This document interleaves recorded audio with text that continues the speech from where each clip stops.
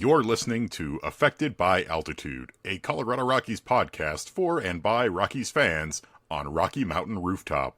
Thank you for joining us as we discuss all things baseball and Colorado Rockies.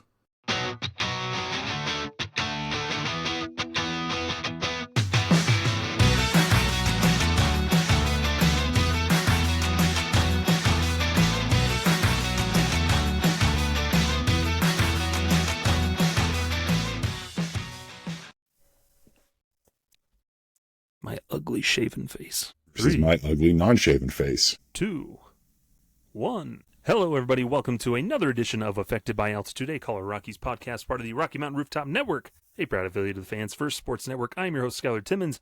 Joined here once again, it's Evan Lang. Hi. Howdy. Playing his Donkey Kong Bonanza. I must destroy all the rock and stone. Rock and Stone. Rock and stone. Mm-hmm. No, I've never played Deep Rock Galactic, but it looks like a lot of fun. It's fine. A glowing endorsement. No, some of my buddies that I play with, they like it way more than I do. For me, it's kind of like many games. It becomes a little repetitive. Yeah, sometimes I don't mind repeating some things, though. I mean, when I got my Switch 2, literally the first thing I did was start a new playthrough of Wind Waker, a game that I have played many times. Mm-hmm. Even though there is a more definitive way to play that game that they refuse to release. I don't want to have to dust off and hook up my Wii U. Yes, you have to dust off a Wii U to play it. That's what I did. Shifty eyes back and forth. Yeah, that'll throw them off your scent. Mm-hmm. Nintendo's going to come knock down your door. I wish my joke on Twitter had gotten more traction because, hey, I thought it was pretty good. What joke? Seattle Mariners. Oh, I said, how long until Nintendo tries to patent winning baseball games and having a catcher that can mash? I mean, the obvious solution is that they need to make a new Mario baseball game and put Cal Raleigh in it. There you go.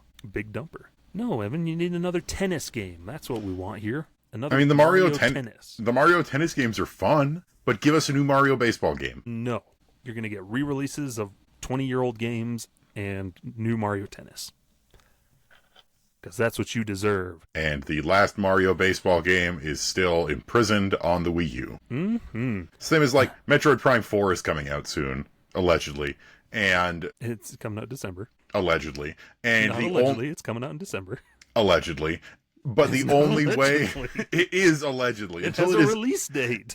Until it is actually out and in my hands, I am going to err on the side of caution.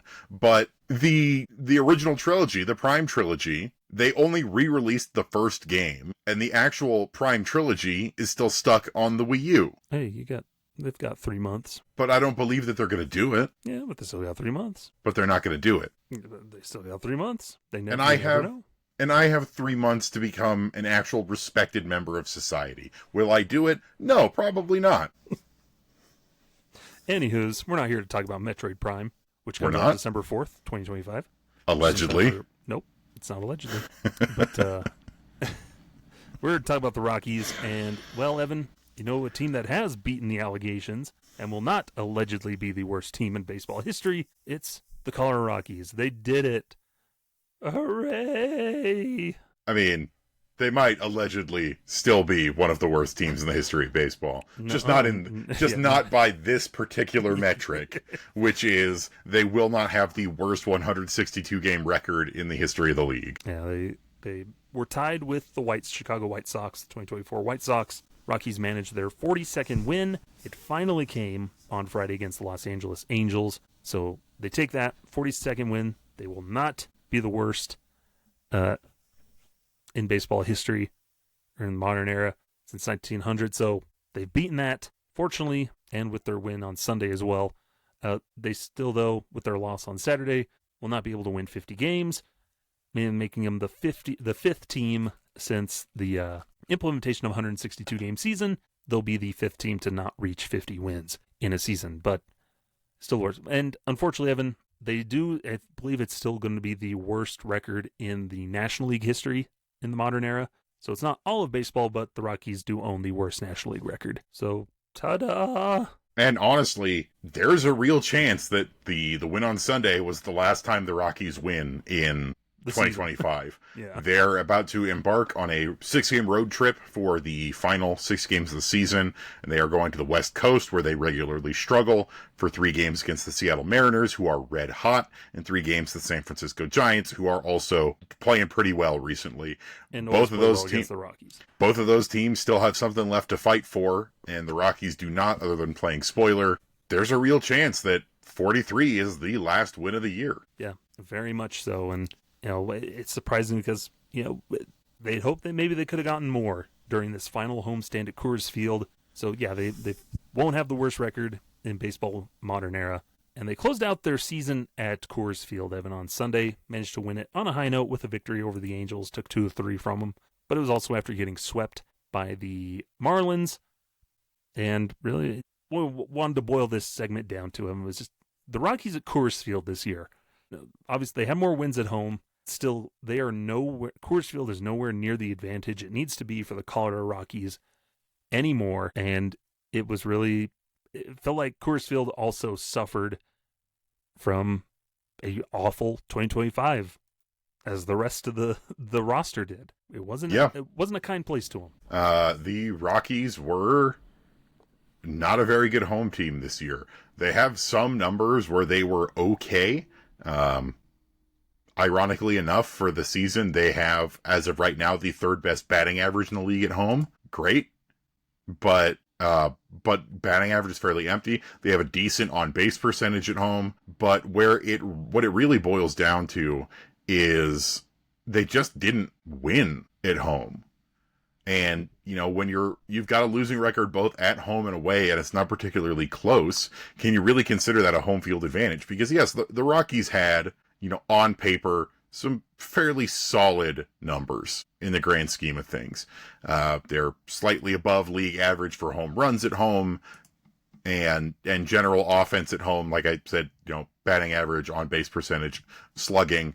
But those numbers are really deceptive, because even with all of those numbers, you still didn't really win games. Yeah. And I think the big thing about it is the Rockies still have not figured out how to pitch at home. Dead last in home game strikeouts in the league, dead last in whip at home games in the league, highest batting average against at home games in the league. They just were not good. And when you finish the year with a 6.47 home game ERA, it tells you the same story that we watch time and time again, which is the Rockies are consistently behind out of the gate. And no matter what they do, you can't really catch up because you're already getting blown out. And it's funny because a lot of the Rockies are still really bad, but a lot of their worst appearances are boiled down into like 5 games, the 5 biggest blowouts of the season, including, of course, losing 21-0 at home against the San Diego Padres back in May. But even then, like, if you take those away, the run differential is still bad. The pitching is still bad. Everything is just not working. Yeah. And you point to, I think, a big thing is we've always known, that was always kind of the thing they could hang their hat on, Evan, throughout their history of, we're not going to be good pitching at home, but what makes up for that is we have a really good offense, especially at home. We know how to take advantage of Coors Field. And we saw that at moments, what Coors Field can do and some of that Loto magic late in the games and team their fights, but still, time and time again, we saw the Rockies offense overmatched, outplayed at home at Coors Field. You mentioned that high batting average, but how many runs did they score at home this season? Or no, it felt like how many meaningful runs? Where are the home runs? How many did they hit? That type of stuff. They just weren't making the impact at home. Yeah. The lines got really blurred between how they hit on the road and how they hit at home, where the differences were not really all that different. And I can answer that question for you. The Rockies scored the second fewest runs at home behind the Pittsburgh Pirates, 584. Pirates had 561. And the Rockies had the second fewest RBI at home with 568. Pirates had 540. So there you go. Like they're not, like you said, batting average, it's really good, but you're not scoring any runs. So who cares if you have a high batting average? They're not resulting in runs. You're getting a guy at first base, and then the next 3 guys strike out. They don't know, they can't hit. They don't know how to generate power and offense at home. And it goes back to a lot of the talent and preparation. It just didn't have it this year, and guys just couldn't consistently figure out Coors Field, where you had maybe like one or two guys going at once, but you couldn't get multiple guys going at once in that lineup, especially at home. I do want to apologize. I had that sorted incorrectly. I was not looking at the home road splits. That was just in general offense, which still, yikes, the Rockies, one of the worst offenses in the league.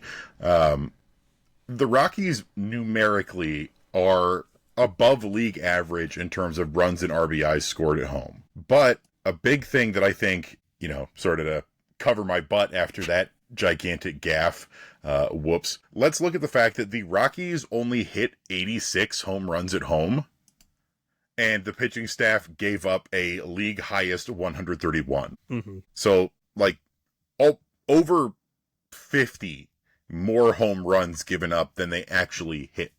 And I think dispels the notion of Coors Field is the slugger's paradise, because, yes, the Rockies at home hit much more effectively than they did on the road. Like, on the road, the Rockies were bad, and they generally are quite bad on the road. But it doesn't really matter that they were hitting better at home, because they weren't doing it when it mattered. Like, how many of those runs were clutch runs? How many of those runs were, in games that mattered, in games that the Rockies actually won? And when the pitching is just so bad, especially the starting pitching, you can't really outslug that. And the Rockies have shown that they can't outslug that. Yeah.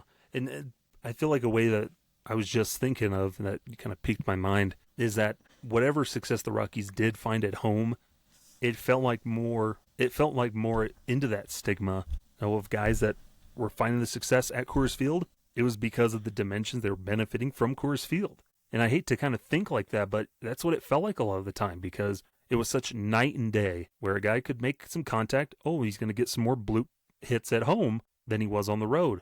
And that's always going to be the case, but it just felt like it really showed that this team was more benefiting. Just gaining advantage from Coors Field is more of a testament to just what Coors Field is as a ballpark, as opposed to these were good hitters who were at home.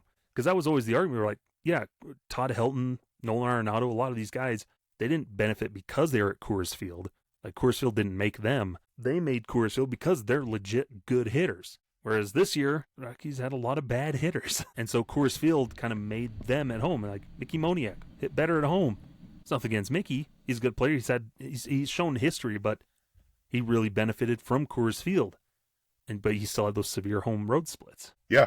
Mickey had 15 home runs at home, 9 on the road. But on the road, he had just a 681 OPS. Our best road hitter this year was Thairo Estrada, who barely played, followed by Tyler Freeman, who, his profile plays more everywhere, if I'm being honest. Tyler Freeman hit 260, 337, 306, because there's not much of a power component to his game. But he only had 6 extra bases away from Coors Field. And you look at other guys who have been pretty severe.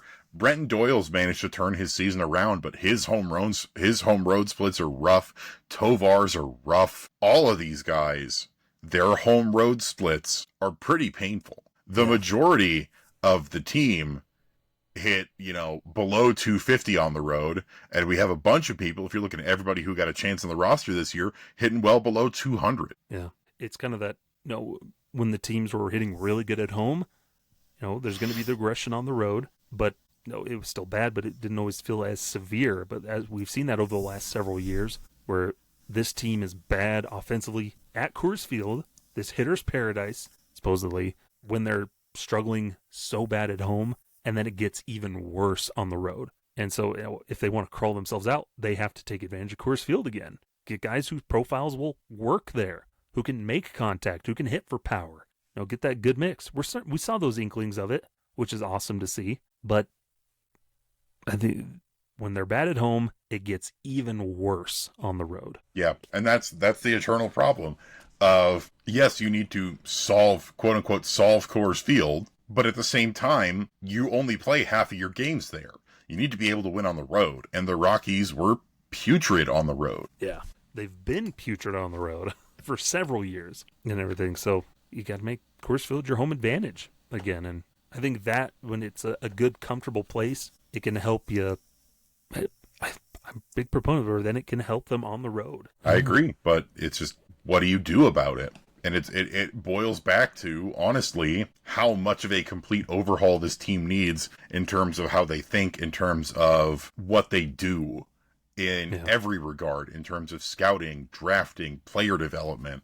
Because the Rockies pitching was awful on the at home, but it was awful on the road too. The Rockies had a 5.44 road ERA this season, and still didn't strike batters out, and still gave out a ton of walks, and still gave up a ton of home runs. And it's the same for at home, where on their face, the Rockies' home numbers look solid. But then you look down at the road numbers, and those are dire. The Rockies this year hit 205, 261, 332 as a team on the road. That's just not going to cut it. And part of solving Coors Field is being able to continue to play well when you leave Coors Field. No one had to mitigate, the Coors Field effect. Figuring out how to mitigate that, or don't let it extend. If you struggle in that first game back, the first game of a road trip, okay. But then what's your excuse for game 2, game 3, game 4, game 5 of a road trip? Well, you've gone from Coors Field. Okay, now you're down in Los Angeles. You've been there. You can acclimate for a couple games, but then why are you still struggling when you go down to then San Francisco, to San Diego, out to Arizona? And if you're going to struggle that much on the road, the least you could do at home is win. Yeah. And that was what they always hung their hat on. Like we and said, the Rockies went 25-56 at home this year. Yeah. Ugh. Yeah, it was a rough one. And we saw guys too that typically were better at home. Kyle Freeland did not have a good season at home this year. Like, he delivered some good outings here and there, but overall, had a high ERA there at home. Germán Márquez struggled all year, and struggled especially at home.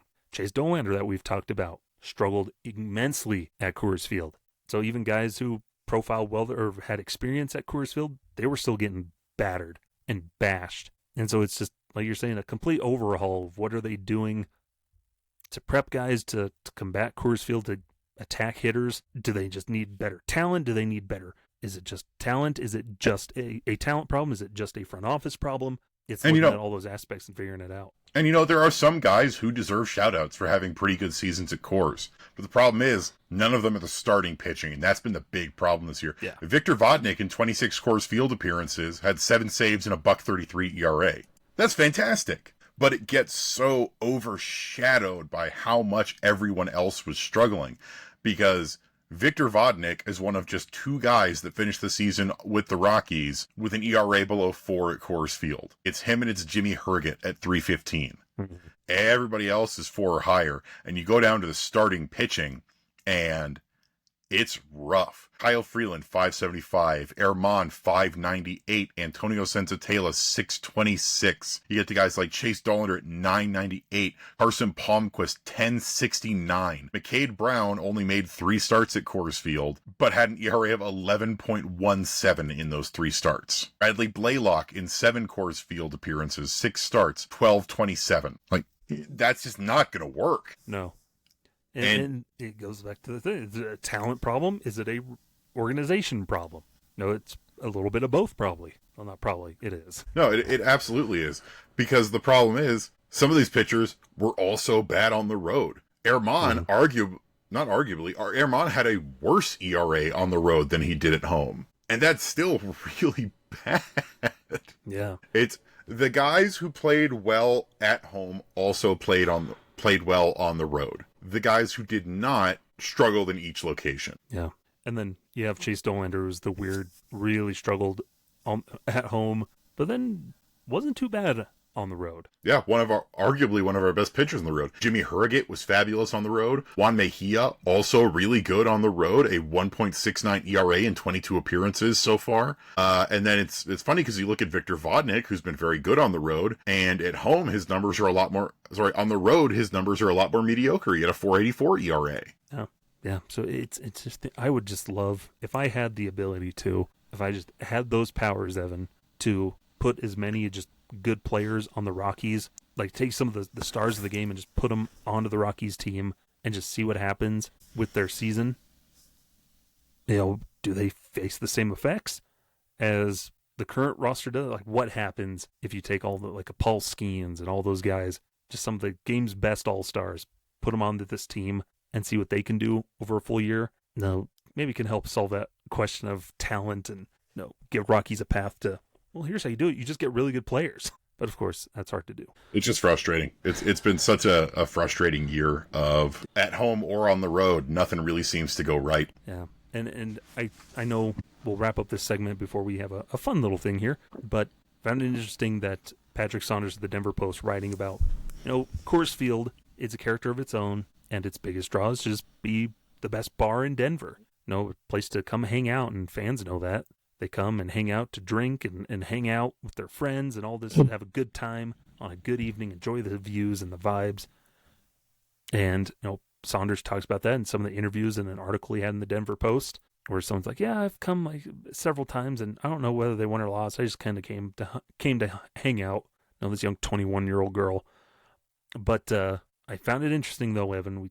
People always talk about, well, despite how bad they're losing, though, they still draw a lot of fans. And yeah, because Coors Field, that's testament to just Coors Field as a ballpark.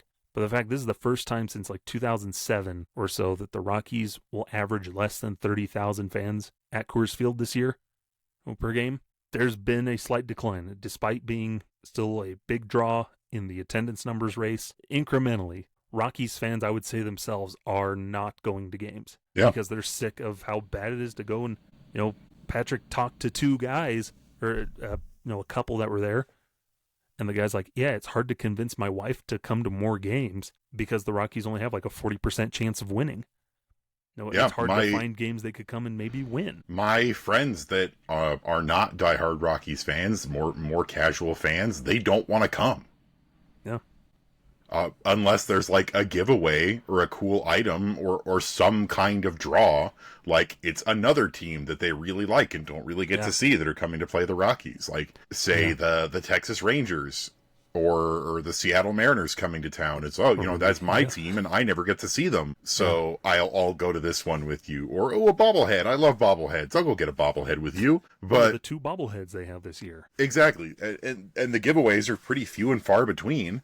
And even then, I found myself, and I'm about as diehard as they come, I still go to a decent number of games where I went to fewer games this year.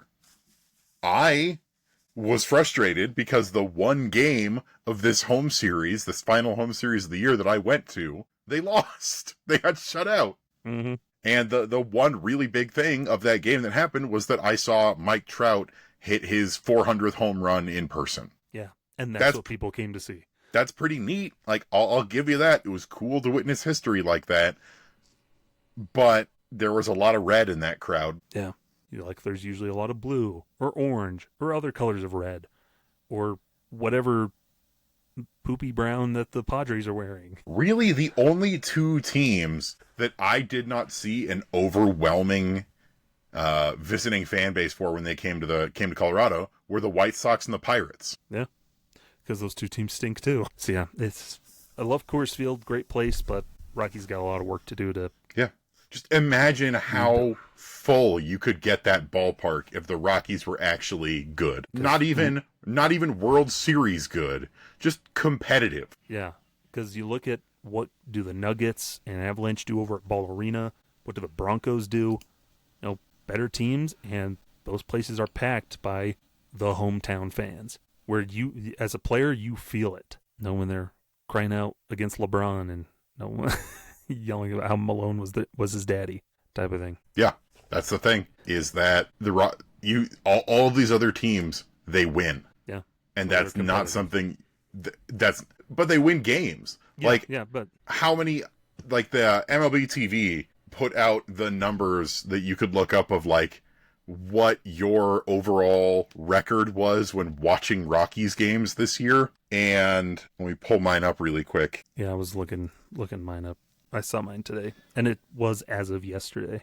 Mine was as of a couple days ago, much earlier last week. But I only saw, according to MLB TV, I only watched them on TV win 35 games this year. Mm-hmm. It's not great.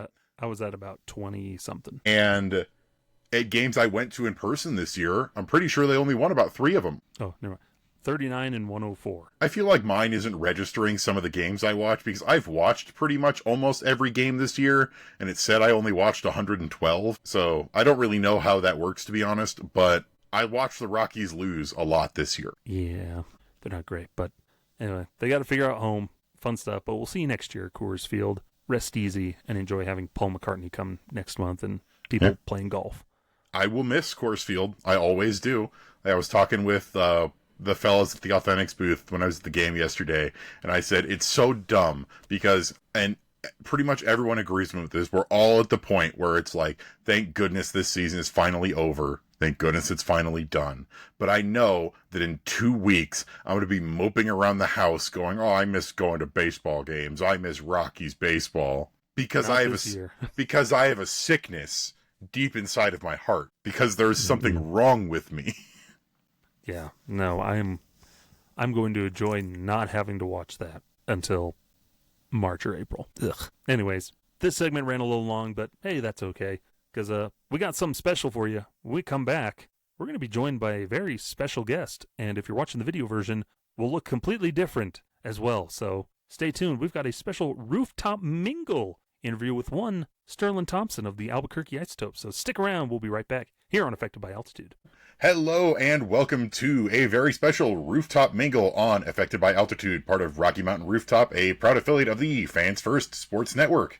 I'm Evan Lang, with me is Skyler Timmons, and today we are joined by Albuquerque Isotopes outfielder and top Rockies prospect, Sterlin Thompson. Sterlin, thanks for joining us. Welcome to the show. Thank you. Thanks for having me.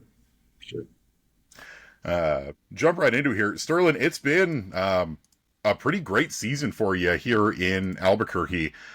Really strong season as one of the primary outfielders for the Topes. Is there anything specific that you attribute to having a successful season here in AAA? Just the consistency every day, whether it's offense or defense, just, putting up numbers every day or, doing something good for the team every day. Just putting in the work before the games. Kind of through this long season, there's a lot of ups and downs, and you kind of just want to, stay consistent in everything and put in the hard work, and then I think, it'll even out. Yeah, Sterling, I think what I've liked watching over, because you've been one of those guys that since the Rockies took you, is kind of felt like you're one of those under the radar guys where looking at your stats, you've had some good years, pretty consistent year to year in the minors, and in a sense, I don't want to say you're one of the more underrated players type of thing, but you're a little bit more under the radar because it's just consistency across the board. What goes into hitting for you? Because that was a tool that the Rockies really liked when they took you, was that hitting tool that you had, and a lot considered you the best college swing coming out of that draft, especially from the left side. But what is your approach at the plate? What's your mindset when you're stepping into the box? Just the profile I'm in is just a hit tool guy. That's, as you've seen this year, power is starting to show up a little more, but like my bread and butter is the doubles and balls in the gap, and that's kind of like what I stay with my approach, and keep a good strikeout to walk rate, find good pitches to hit, keep a good approach, but line drives all over the field where I spray, and keep the launch angle from like 10 to 30. That's where I live, and I'm not the guy that just lives for home runs and stuff, but the ability to go the other way, that's something that I think I'm pretty good at, and that's what I use to my advantage. And then, if I pull a ball and get on one, then that happens. But, more times than not, I'm living in the left center gap with my swing. Hell, we've never seen a Rockies hitter succeed hitting mostly doubles before, right? No, I know, once, when I played, like, the gaps and cores would be nice, for the doubles and triple. Everyone talks about the elevation and the ball flies, but the gaps are huge. And I feel like my profile fits well there. And that's been the bread and butter for a lot of some of the Rockies' most successful players. Todd Helton he had the power, but he was mostly a prodigious doubles hitter living in those gaps at Coors Field especially. We've seen it a lot from Ezequiel Tovar, and you currently lead the Isotopes in doubles. You have the second most home runs, so the power is there, but it's, living in those gaps has been a really successful part of your game, and it's nice to see, because even in, launching pad environments like Albuquerque, like Coors Field, the key thing is putting the ball in play. So, yeah, I just think this year I didn't really have to like square. I still got the ball up in the air and just using my leverage. Where like last year, all my home runs were like balls that I got no dollars. This year, I'm starting to have a few balls that I like miss hit that start to go. Yeah, I'm in altitude, but I'm still getting the ball 30 plus degrees up, and I'm hitting at 100, 105. Where like last year, it's like it was like all my home runs were like 108, 110. Like I had to get it right for it to go out. I'm starting to just use that power. It's starting to click in left field, left center, and then power to the pull side, which I've had 4 or 5 years in pro ball. So, and something with, I wanted to ask about that. Hitting in altitude and the PCL, as we know, is really hitter friendly. Good places to hit. But what is that kind of preparation as a unit and a lineup as you guys are working together and with your hitting coaches? What is the prep like going into how you're going to attack an opposing pitcher and getting ready for games? What information are you ingesting? What are you guys looking for? Kind of just look for, what's his go-to when runners on? What's he going to throw? What's his second best secondary pitch off the fastball, whether it's slider, cutter, changeup.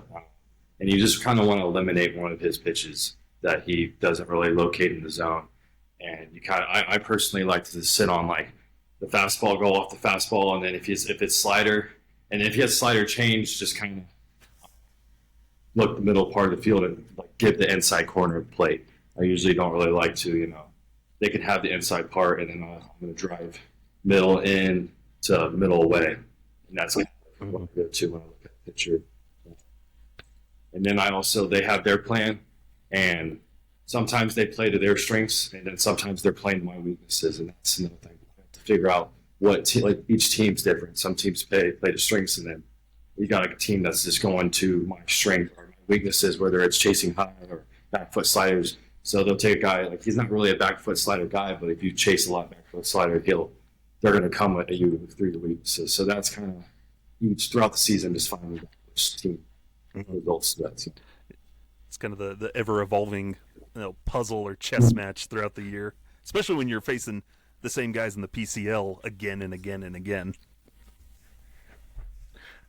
Something I'm really interested in that aspect, talking about, trying to find the pitcher's weaknesses, trying to keep the pitcher from exploiting your weaknesses, is what is something that you do or have done to work on pitch recognition? Because especially as you're getting, up through the minors, the pitches get harder, the velocity gets higher, the break gets crazier, they just continue to improve, and you've got to continue to improve with them. What is something that you work on in those terms?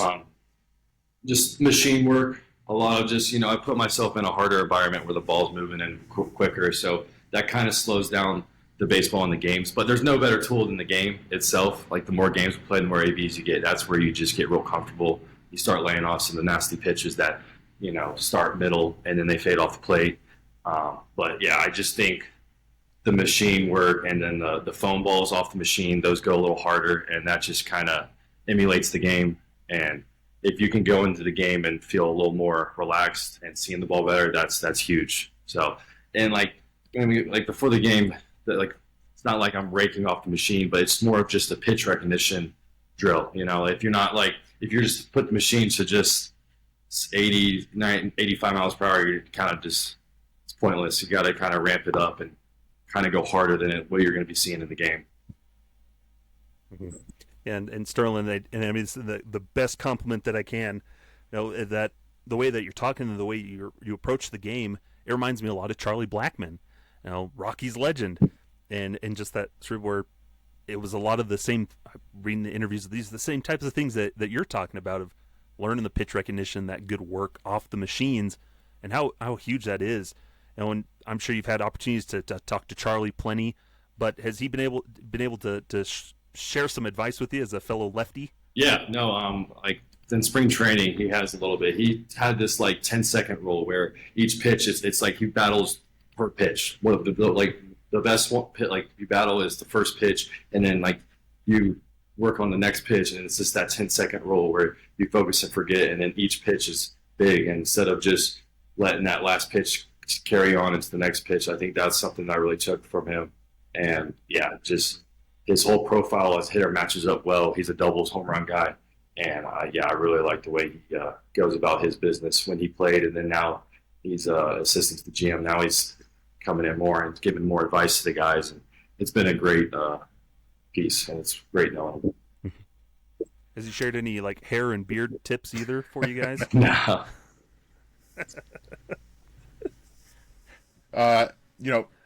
Outside of Charlie, are there, any former or current members of the Rockies organization, players, coaches that you've done some extra work with, outside of the coaching staff down there in Albuquerque? I've done, Jordan Pacheco, I've done a lot of work with him. Luis Mooney right now, he's our hitting coach right now. That's kind of some work we've done through the whole year. Just little adjustments here and there. But talked to Todd Helen a couple times last year. And yeah, just it's kind of so far. Yeah. Kind of wanted to transition here, and it kind of ties into hitting a little bit, but no, I think the thing that I'd like to see this most, that you seem to find a home in left field this year. You kind of bounced around on the infield, outfield, kind of that super utility guy, but this year you've strictly been in the outfield with a couple of games at DH. Have you enjoyed, kind of focusing solely on one position, or do you kind of miss moving around? What's it been like defensively for you? It's been great. I think Albuquerque's a good test for how Coors is with altitude, and then how big our outfield here is in AAA. So you really got to be on your game and cover a lot of ground and have good reads. And so I've enjoyed playing a lot of innings at left. I like left. I'm recently kind of getting a little more innings in right too. So just having both those spots helps my versatility. And then I think 80% is going in the outfield, and that 20% is still like kind of gonna be in the infield just in case. I'm not gonna just let that die. But for now, I'm just had a lot of confidence, a lot of work put into left, and I think it's been great. A lot of progress has been made these past few years in the outfield. So, yeah. And it is maybe like I always wonder about this because we heard it from Hunter Goodman talked about it a lot. Where when he's catching at a specific position, he just feels like he hits better. And it seemed like sometimes when guys move around a lot, it gets a little tough because you're a lot of jumbled things. Has that helped you feel offensively, just focusing like, okay, I'm in left field every day, I can just focus on that and focus on hitting? Yeah, I will agree with you. It does help with hitting. I just you don't as a player, you don't always want to give up that versatility that you provide to a team. But playing a consistent spot over 90 games and your day-to-day work in that same spot, you just make tremendous amounts of progress in a short amount of time. That's kind of the case that's been. It's been good to just focus, kind of got left kind of comfortable there, and then now it's like you can just let the bat play. But yeah, part of me, don't want to give up that versatility. Whether I played second, in high A, or played third in high A, and then played second in double A. So yeah. And since college, with that great Florida program, you've been all over the diamond, all over the field. Yeah. But I want to go back to something you said about, playing the outfield in Albuquerque being kind of a good preparation for Coors Field, because that's very similar to what one of your teammates, Braden Ward, told us when we talked to him a few weeks ago. And I was wondering, Braden very similarly, mostly in the outfield, but has been scattered around, also came up as an infielder originally. Is there anything that the two of you have worked on together in terms of working that cavernous outfield in Albuquerque in preparation for Colorado? I think a lot of it's just like the positioning. Like you got to play a little deeper here, and then working on the drifting. Like you could kind of get in a bad habit of drifting because you think like these balls, like these routine flyouts, like you're like, oh, I can kind of drift this one. I'm set under it, and then the ball just keeps carrying. So like you really got to have a good first read, for good first step, and then bust to the ball, and then kind of get around it with your feet. Where in our Double A affiliate in Eastern League, the ball's just not flying; it's just like staying there. So yeah, that's just kind of the biggest thing. It's just not so much like route accuracy is good, but like just getting to that point, getting this going, and starting the feet on getting a good read is way more beneficial than your route efficiency. So that's kind of what we've been focusing on. It's just bursting out the gate from where we're set up at. Yeah. You've had an opportunity to play with a guy who's been around for a while and has been with the Isotopes quite a few times in his career, and considered one of the greatest Isotopes ever now, and Sam Hilliard. And what role has Sam played with a lot of you young outfielders, a lot of the guys on the team? Because he's been that leader with you guys. How valuable has it been to have Sam Hilliard? It's been valuable. He's a great leader. Just a great vocal guy. Leads by example, and then just gives us tips every day. And I mean, he's had like 4 or 5 years in the show, and so it's just great to hear his stories, and he just gives us little tips, and yeah, it's been great. I really like the way he plays. He's a complete player. He's got power. He's got the hit tool. He's got speed. Great defense. Yeah, it's like a full 5-tool player. So, yeah, I feel like he's going to be a great coach one day. 100%. Sterlin, question I have for you in terms of your journey through the minor league system is, you came in pretty much right after the Rockies switched up a bunch of their affiliates. So there are a lot of environmental changes. You're going from Spokane in the Pacific Northwest, which is a pretty pitcher-friendly environment, to Hartford in the Northeast, which is also not particularly friendly to hitters, and now all the way up at altitude with Albuquerque, which is a much more hitter-friendly environment. Going from year to year, how do you adjust to just that constantly changing environment of where you're going to spend most of the year? I think just the different environments, like in AA, you have just a lot of younger prospects and stuff, and they're kind of just raw, but they have some talent. Where in AAA, you guys got a lot more polished guys that have a game plan and stuff, and each environment is a different test.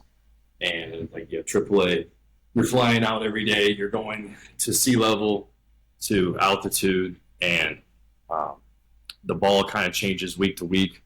And that's where we can get back into Albuquerque. The ball is kind of just floats up, and then in sea level, it has a sharp break with the slider. And so you just kind of got, when you go back into Albuquerque, you kind of just got to prepare for that week. And in sea level, you kind of got to go to the machine where the ball's coming in, or using foam balls when the balls come in a little sharper. That's kind of just been the way we approach things every week. And then I think as in the outfield, we played back a lot more in AAA just because of the altitude. And we're in Eastern League, you're kind of playing in. It's a pitcher-friendly ballpark, and the games here are 10 to 11, or 12 to 11, and you got 5, 6 ABs every game. But it's I really like how Albuquerque is a AAA for the Rockies, because it's just kind of just exactly how Coors is up there. And then with the travel, from what I heard, the Rockies have the most travel probably from any team in the big leagues. So that kind of just helps with everything from going from sea level to altitude. And some that when your teammates, when we've talked to him, Kyle Karros, his kind of thing was just kind of keeping the consistency, not trying to really change the swing too much, keeping the same hitting profile that you have. And you look across all 3 levels, the numbers pretty much similar across the 3 levels. Slight variations, but generally you've been the same hitter at all the levels you've played at. The thing about AAA, you don't really want to change your swing each time. It's more just approach and plan. These pitchers, man, they've had 5, 6 years in the big leagues. They're 30. They know who they are. They know their strengths. They know their weaknesses, and they actually look at your weaknesses a lot more than the guys in AA or in High A. And I think that's only going into the show too. They just ramp it up even more in the show. Yeah. So it's kind of I think everyone here in AAA has the swing, and then now it's just who can have the best approach and plan for this pitcher for that particular day. And with their plans, they tunnel the balls better. They throw the high heater that just tunnels perfectly with the curveball.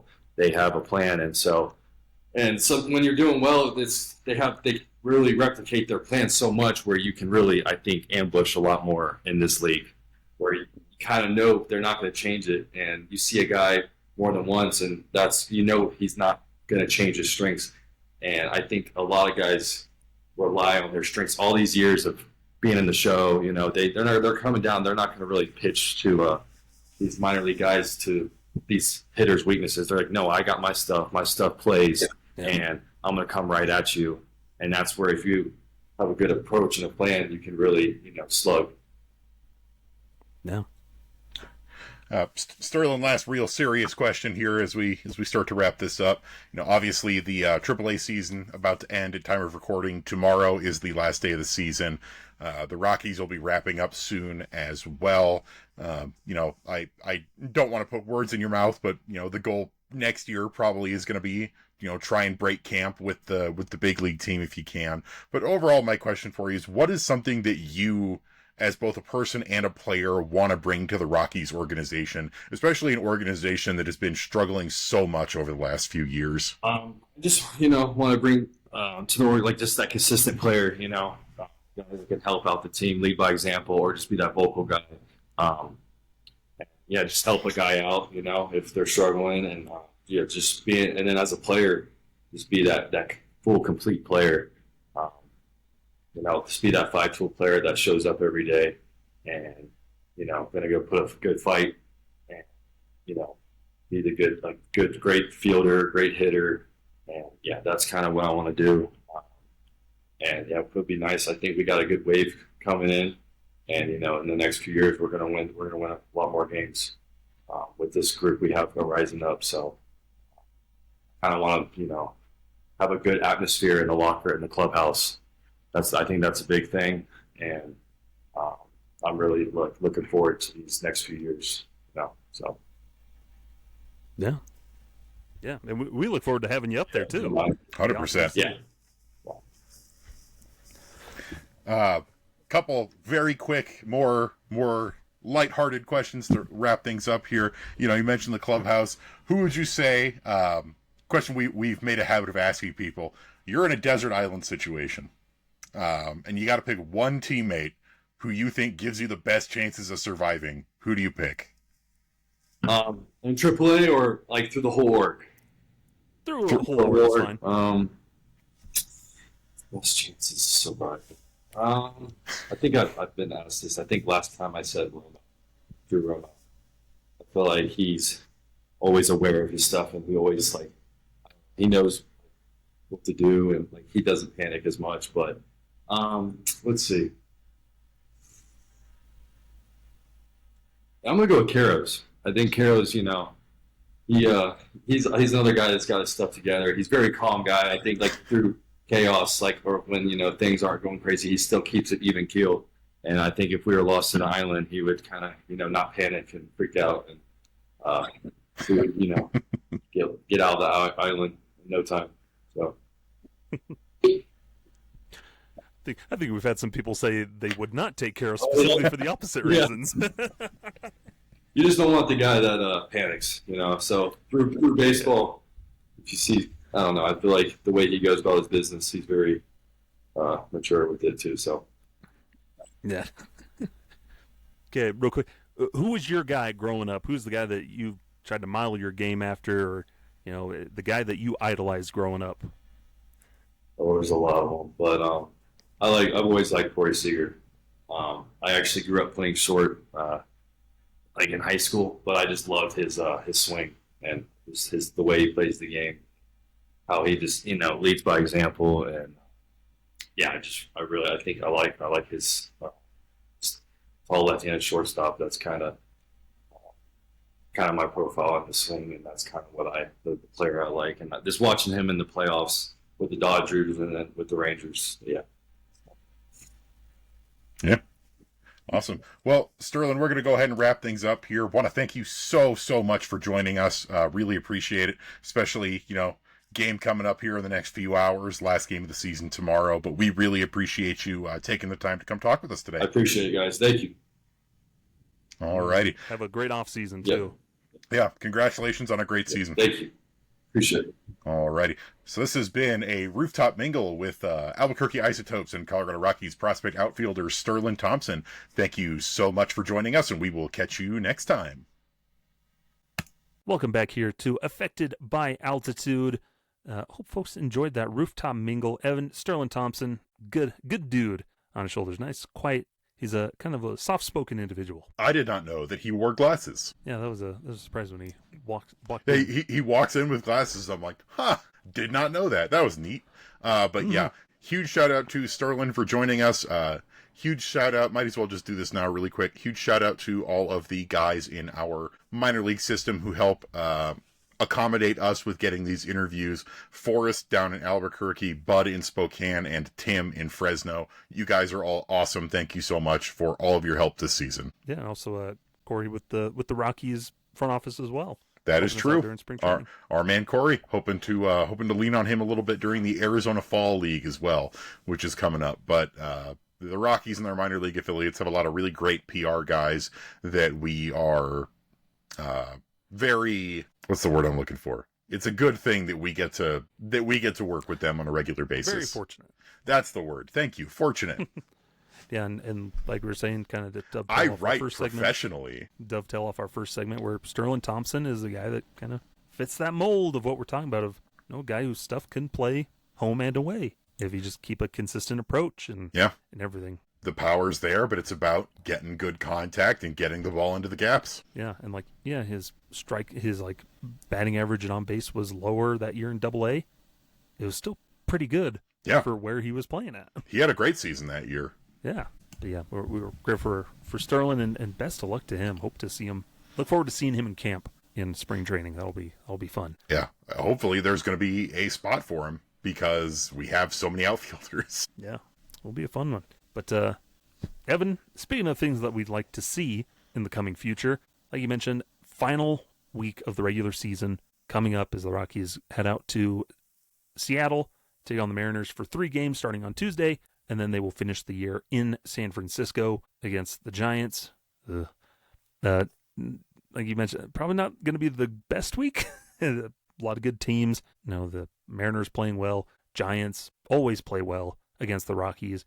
No matter what it seems to be happening, they usually do well. But as the season winds down in this final week, I wanted to ask, Evan, what are you hoping to see? What are you looking for in this final week of games for the regular season? Look better than you have the rest of the year, I guess. Be competitive. I mean, the problem is the Rockies have just not been good in September. Like, in the grand scheme of things, they've just not played well.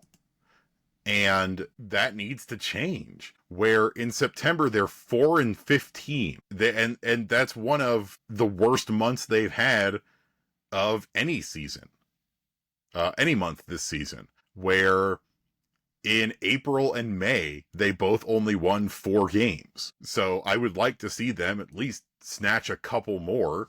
But at the end of the day, I also feel like the odds of doing so are much lower now, especially. Everybody's fatigued, everybody's tired. It's been a long, miserable season, and now we are essentially running into 2 buzzsaws in teams that are pushing for playoff spots or for playoff positioning. If the Mariners sweep us, they can easily clinch their division, and that's going to be a big deal for them. They want that. And at the same time, they've got a pretty good lineup, and they've got, Big Dumper, who's continuing to chase history. These are guys that have things to play for, and I'm sorry, but the Rockies just don't right now. Yeah, it's like Warren Schaefer was saying, there's guys just playing for a spot next year. So the Rockies are auditioning guys, and these other teams are playing for something immediate. But the problem with saying the Rockies are auditioning guys is that a lot of the guys are guys that we've already seen all year. We're not really getting any more new blood or fresh faces outside of Blaine Crim, who's been,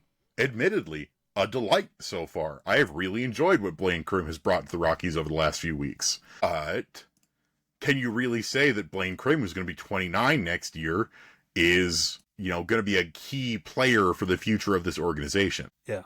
The answer, he is not. And it's a bummer because, he's been great. He's worth positive wins above replacement, which is more than you can say about a lot of other guys who have lined up at first base this year for the Rockies. He's been hitting fairly well, especially for power.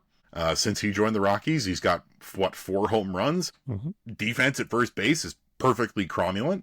But again, he's going to be 29 next year. And you've got other young guys. You've got Warming Bernabel. You've got Charlie Condon coming up, who are going to be guys fighting for that first base position. So, I wouldn't really call it much of an audition, because unless you're going to move him into a DH slot and move a bunch of other guys around, actually clean house on the roster a little bit next year, I don't see where Blaine Crim slots in. Mm-hmm. Yeah.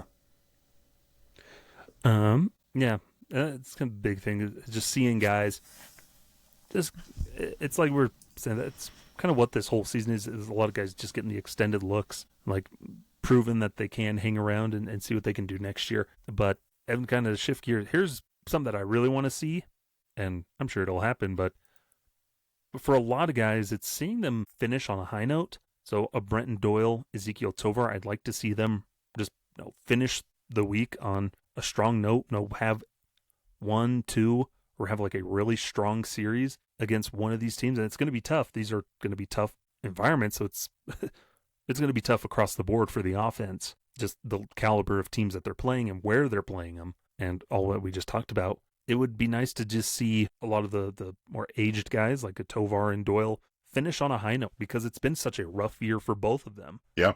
And for me, a lot of that is I'd like to see some of these guys get just a couple more home runs. I know home runs have been pretty sparse for the Rockies this year, but Doyle just needs 1 more to hit 15, and Tovar needs only 2 more to get to 10, which I would consider pretty solid considering how much time he missed at the beginning of the season. Ezekiel Tovar's only played in 89 games this season because he was dealing with the hip injury and he had the oblique injury. These are 2 guys that I'd really like to see finish on a high note. Brenton Doyle especially has already done a ton of heavy lifting to get his season there. He's sitting back above positive wins above replacement after his just absolutely brutal start to the season. But, Tovar, he's probably not going to finish the year at 1 or more wins above replacement. And so I'd like to see him just do a little bit more to get himself there, because he's not had the best year, even when he's been on the field. For like both of them, it's ending on a note that like gives you confidence, like, okay, they're in a little bit better spot, and that's something that we can chew on until spring training rolls around. Yeah, give me 1 more home run for Mickey too, because he's at 24. That'd be good. That if he hits 1 more, that's more in a season than Ryan McMahon ever did. Oof, as a Rocky. Oof, if you think about that, that's rough. And Isn't for it interesting. Interesting is certainly a way to put it. Despite the fact that Ryan McMahon is still listed as one of the Rockies' most valuable players per wins above replacement on Baseball Reference. Coming into today, it's Goodman, Herget, Vodnik, McMahon, Beck, Freeland, Mejia, Ryan Feltner, who hasn't played since May, Ezekiel Tovar, Ryan Ritter, Jake Bird, who is also gone, and Tanner Gordon. Mm-hmm. It's not great when your top 12 players for wins above replacement, 2 of which are gone and 1 hasn't played since May. Mm-hmm. A lot of pitchers on that list too. Yeah, the position players had a rough go of it this year. Mm-hmm. But here's one thing I would love to see, Evan, too.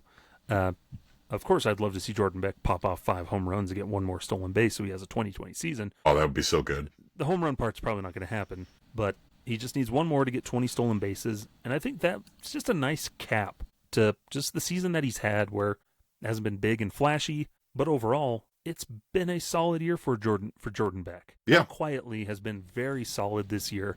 A good growth year for him, and so for him to be able to hang his hat on, I got 20 stolen bases at the big league level, that would be great, and that's, like we're saying, something to build confidence and something to build momentum heading into the offseason and into next season. Absolutely. And for Jordan, I wouldn't call it a breakout campaign for him, because he's still definitely struggled.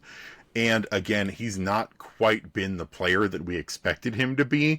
He was supposed to sort of be your big bopper in the lineup more than anything else. And instead, he's more quietly just been a solidly decent hitter. And gets on base a decent amount. He still strikes out a ton, but his walks has improved. He's getting on base more. He had a solid number of home runs this year. 15 is nothing to really sneeze at.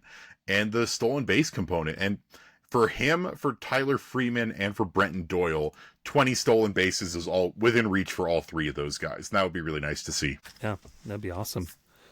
I think one for me too, Evan, that is probably for both of us, is for Germán Márquez to ride off into the sunset as a Rocky with one more solid start. It'll be his 200th career start as a Rocky. He's third all-time in innings pitched in his most recent start, which was really good at Coors Field, so he had a good final Coors Field start, minus the 2 home runs he gave up. But it would be nice to see him just go out and throw out a classic Germán start again, where, one last time, because I don't see him coming back as a Rocky. There's no reason for the team to bring him back. And honestly, there's no reason for him to want to come back. Yeah, exactly. And I appreciate that he has stuck with us this whole time, but let's not forget, he was supposed to be gone already. If he had not developed that injury right before the trade deadline, Germán probably wouldn't be here anymore already. He'd be on a different team. He'd be potentially pitching with a team that has aspirations to try and win a World Series this year.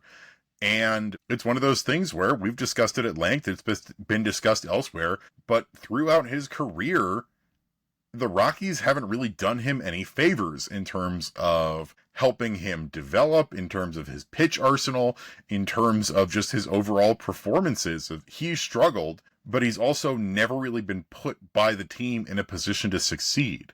And I cannot blame him if ultimately he decides that he wants to go and look at greener pastures. He's definitely earned it. He's put in his time. He's one of the longest tenured Rockies pitchers of all time. He owns most of the team accolades for Rockies starting pitchers of all time. He's been the guy through thick and thin, through bad performances like this year and great seasons like, early on in his career.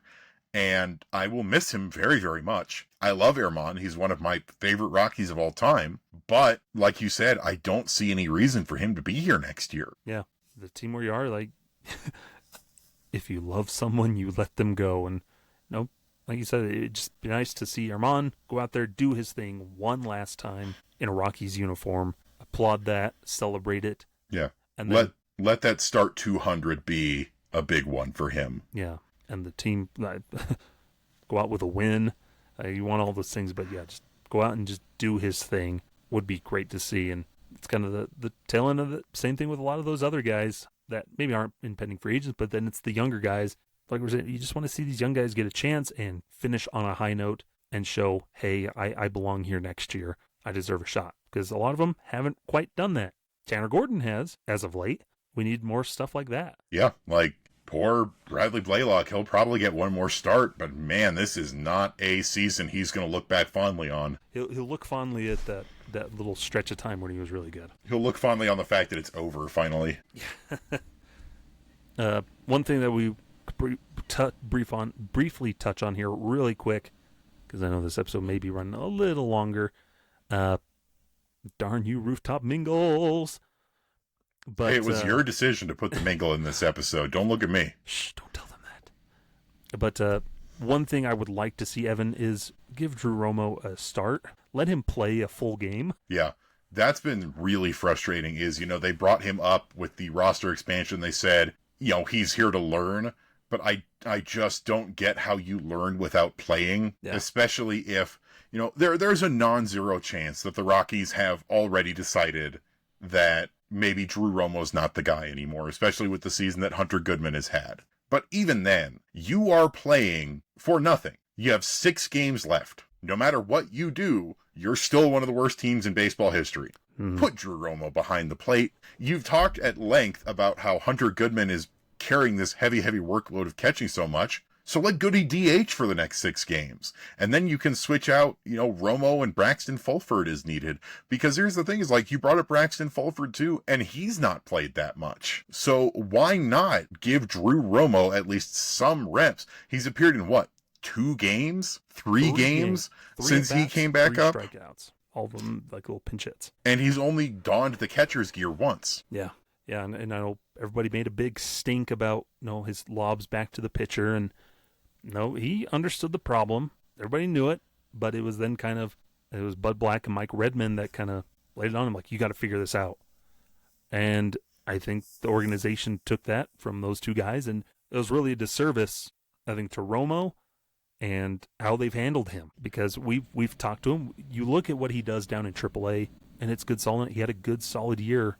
No, it was derailed by injury at the start, but when he was back, when he was healthy, when he got into things, and the hand really healed up, Romo looked every bit the catcher that he had been the previous years, of good defensively. He's figured out the throw back to the pitcher so people can stop moaning about that.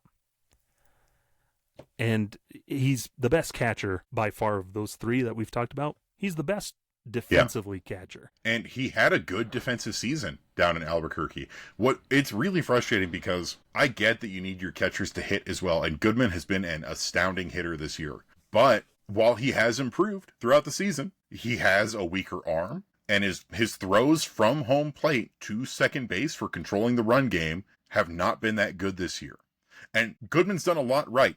You know, his pitchers have praised his development in being able to call a game in terms of his framing, and his general behind the plate defense, wild pitches and pass balls, is fine. But Romo is still the highest upside defensive catcher that we have in this organization, of any other catcher in this organization. And I agree with you in that the Rockies have done him, whether they view him as a piece of the future or not at this point, a disservice with him being essentially, after he came back from injury, stuck in Albuquerque all year, and then stranded on the bench to finish out the season. And I don't know how much control Warren Schaefer has when it comes to the creation of the lineup and who is playing and who is not. I don't know if he gets some mandate from the front office that says, you can't play this guy. We're going to call him up, but you're not going to play him. I have no clue. But if he has complete control over who's in the lineup, it's not a good look for him. It's one of the few complaints I have about Warren Schaefer is that Drew Romo is sitting on the bench. Because, yeah, they made a big stink about his throwing motion that is now largely fixed. And he could have done that with the big league club anyway. Yeah. Yeah, and Schaefer, when he's saying, yeah, they want Fulford and Goodman in a regular rotation, so there's really no room to play Romo. And I call baloney on that because, of course, there's a room to put him in their rotation. Yeah. What are you playing for that it's so important that you stick to that two-man rotation when you're carrying three catchers on the roster? Yeah. And, like, even then, too, it's like you can play Romo because if he's not going to be your guy, well, then he's at least getting a chance to audition a little bit and you can shop him around after the season. There's nothing to lose by having him play. Yeah, and it's not like he's old. He's 24. He just turned 24 last month. Yeah, and so people thinking that he's cooked or all these things. He's 24, and he has very little left to prove at the minor league level. Like so many other guys, it's you let him sink or swim at the big league level, and it happened to him last year where he was playing, and then all of a sudden when they called Goodman up, because Bud Black absolutely hated how he threw back to the pitcher, playing time disappears, and then Hunter Goodman was afforded opportunity, and then look what's happened now. But just whoever, give guys some opportunities. And we've seen that a lot with this team, where and that's part of why I'm hoping for, even if Schaefer is back next year, a large-scale regime change in the front office of... So often we have seen guys not given a chance until they are essentially forced to. Yeah, like pick a guy and stick with him, and then don't fall in love with a guy just because you're so angry with the other one. Because like Braxton Fulford, yeah, he's done some stuff, but he's hardly played, and when he has played, he hasn't done anything flashy. He's done really good in AAA, and he's definitely deserved the opportunities. But the Rockies are still riding we had to have Hunter Goodman playing every day, and Hunter Goodman can't hit when he's not playing catcher. There's so much to do for these last few weeks, last few days of the season. I keep saying weeks. The season is done next week. We'd also like to see Dick Monfort personally send a letter to every Rockies fan that has had to watch this season saying, I'm sorry, here's $1,000. I don't even know if/when we're going to hear from him. Well, if history has been any indication, we'll hear that random AI-generated season ticket holder letter. Yeah. Where, this season wasn't what we hoped for, but look at these young players we have. But it won't be written by Bud Black. We know that much. And if it is, that would be hilarious. They already wrote it. They wrote it back in May before they fired him. Don't worry, Bud. We're not going to fire you. You got to write this letter. And then he gets it done, and then they fire him the next day. But it's going to be weird. I mean, our next episode is going to go up on the last day of the regular season for the Rockies, I believe. Season will be over. Oh, then we will record our next episode on the last day of the regular season. Yeah, because, the season will be over when you next hear from us on Monday, September 29th. Hooray! What a year. Slog of the offseason. What a year. That'll do it here for this long episode, but hopefully you enjoy the Rooftop Mingle, and you'll be able to find that on its own later in the week as well if you want to go back to it and check it out. Or you can listen to this full episode again. Who cares? But Evan, where can the folks find you? You can find me on Blue Sky at evanlang27.bsky.social. I would love to hear from you. Also catch me over on purplerow.com, running the Monday Rock Piles and the weekly Pebble Reports. Pebble Reports are going to be slowing down here because today, at time of recording, is the last day of the regular season for AAA, and therefore the last day of the minor league regular season. We'll start gearing up for Arizona Fall League, but it's the off season for the minor leagues now. Mm-hmm. Remember that you can also find Rocky Mountain Rooftop on all of your favorite podcasting platforms.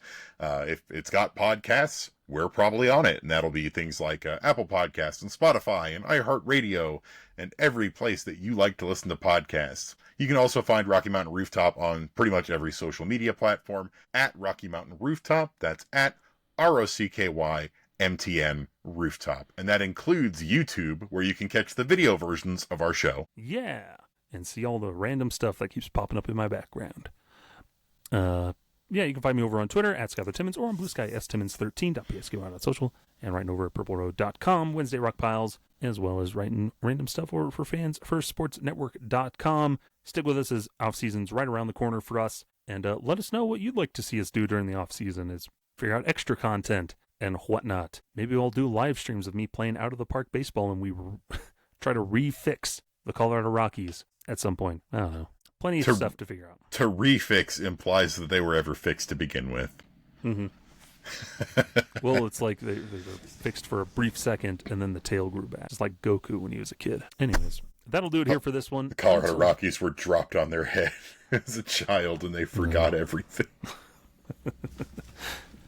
But that'll do it here for this one. Until next time, I'm Skyler. That's Evan. Farewell. This has been Affected by Altitude, a Colorado Rockies podcast with Rocky Mountain Rooftop, a proud affiliate of the Fans First Sports Network. Catch new episodes every Monday on wherever you get your favorite podcasts. Be sure to follow us on YouTube as well for video versions of the show.